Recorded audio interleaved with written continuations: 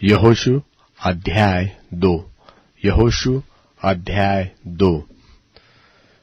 तब नून के पुत्र यहोशू ने 2 भेदियों को शित्तीम में चुपके से भेज दिया और उनसे कहा, जाकर उस देश और यरीहो को देखो।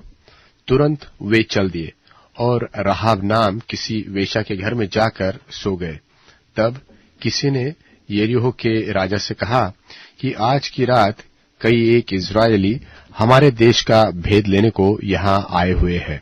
तब यरीहो के राजा ने राहाब के पास यो कहला भेजा कि जो पुरुष तेरे यहां आए हैं उन्हें बाहर ले आ, क्योंकि वे सारे देश का भेद लेने को आए हैं। उस स्त्री ने दोनों पुरुषों को छिपा रखा और इस प्रकार कहा कि मेरे पास कई पुरुष आए तो थे, परंतु मैं नहीं जानती थी कि वे कहां के थे। और जब अंधेरा हुआ और फाटक बंद होने लगा तब वे निकल गए। मुझे मालूम नहीं कि वे कहां गए। तुम फुर्ती करके उनका पीछा करो तो उन्हें जा पकड़ोगे। उसने उनको घर की छत पर चढ़ाकर सनई की लकड़ियों में नीचे छिपा दिया, तो उसने छत पर सजाकर रखी थी। वे पुरुष तो यरदन का मार्ग ले उनकी खोज में घाट तक चले गए, और जो ही उनको खोजने वाले फाटक से निकले तो ही फाटक बंद किया गया, और ये लौटने न पाए थे कि वह स्त्री छत पर इनके पास जाकर इन पुरुषों से कहने लगी, मुझे तो निश्चय है कि यहोवा ने तुम लोगों को यह देश दिया है और तुम्हारा भय हम लोगों के मन में समाया है, और इस देश के सब निवासी तुम्हारे कारण घबरा रहे हैं, क्योंकि हमने सुना है कि यहोवा ने तुम्हारे मिस्र से निकलने के समय तुम्हारे सामने लाल समुद्र का जल सुखा दिया, और तुम लोगों ने सिहोन और ओग नाम यरदन पार करने वाले अमेरियों के दोनों राजाओं को सत्यानाश कर डाला। और यह सुनते ही हमारा मन पिघल गया, और तुम्हारे कारण किसी के जी में जी न रहा, क्योंकि तुम्हारा परमेश्वर यहोवा ऊपर के आकाश का और नीचे की पृथ्वी का परमेश्वर है।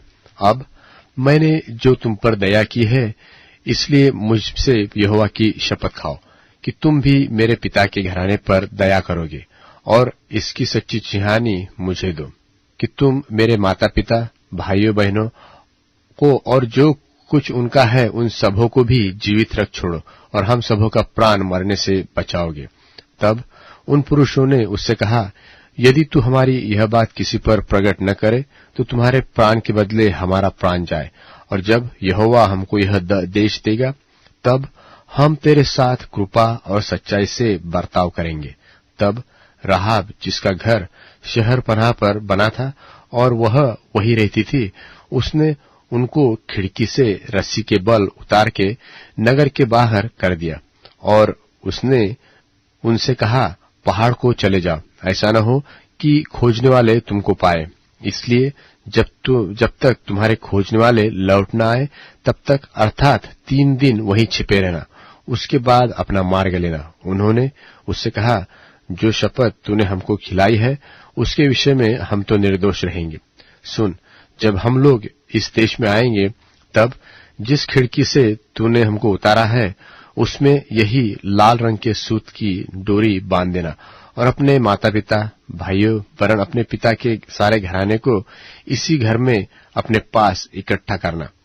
तब जो कोई तेरे घर के द्वार से बाहर निकले उसके खून का दोष उसी के सिर पड़ेगा, और हम निर्दोष ठहरेंगे।